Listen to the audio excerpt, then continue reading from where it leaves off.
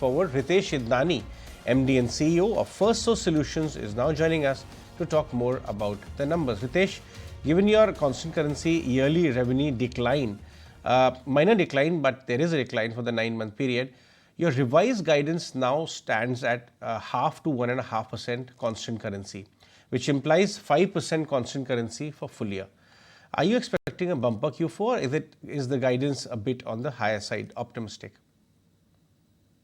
I think if you look at the current quarter, right, this has been a pretty strong quarter for us. We had a 3.4% growth in constant currency terms quarter on quarter.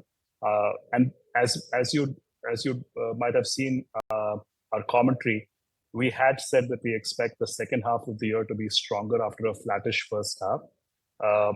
What you will see, though, when you look at the quarter that went by, which is the third quarter, we had the highest number of deal wins in the last 3 years of the company itself.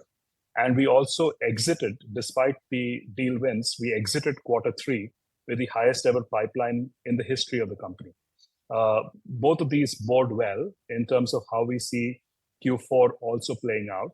And which is the reason why what we did is, if you recall, when I joined, I indicated that our growth for FY24 would be 0 to 2%. We narrowed that band from 0 to 2% to 0.5 to 1.5% for the full fiscal itself as we get closer to the end of the financial year.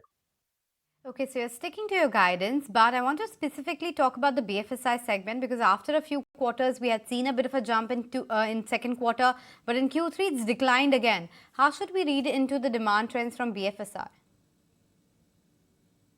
So I want to start the quarter by talking about one of the things that we highlighted in the quarter that went by. One of our large deal wins in the quarter was with a top 5 bank in the UK, where we won a large transformational deal, and this is one of our existing accounts, which deepens our footprint in that account itself. In addition to that, we've had several deal wins in the BFSI space itself, across the retail banking space, across collections, across the fintech space, as well as with the mortgage business itself. And these have cut across different areas, ranging from customer experience, collections, transaction processing, whether it's on the asset or the liability side, to financial crimes and fraud, all of which are key growth areas in the banking space. So I wouldn't read too much into a minor blip in the quarter itself. If anything else, we feel good about it. It's also reflected in some of the headcount numbers that we've had. As you're aware from the results, we've added close to about 1994 people in the quarter, which is again the highest addition that we've had in the last 3 years in a single quarter itself. We feel good about that in the context of some of the deal wins that we've had in the financial services space. Right.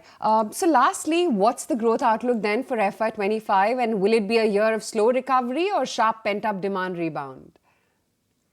I will say this, we see the macro duality still playing out, right? So on one hand, clients remain cautious given the uncertain macro environment. But at the same time, they're also actively moving on programs, where they see the opportunity for cost optimization, not just by leveraging outsourcing and offshoring, but also reimagining the process itself and bringing elements of tech-led transformation, whether it's AI and automation itself.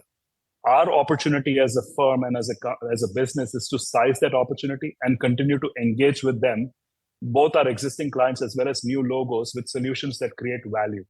We think that is creating opportunities for us in the marketplace, given our size and scale, to play on offense. What it's also allowing us to do is to go with solutions which we can be nimble and agile to respond to their requirements.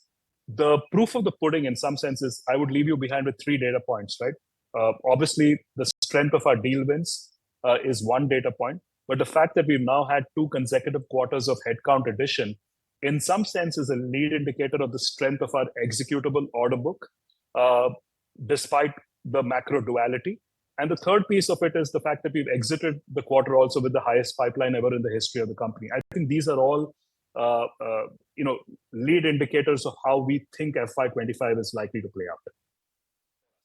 Ritesh, on that note, we let you go. Thanks so much for making time and speaking with us. But apart from earnings and the monetary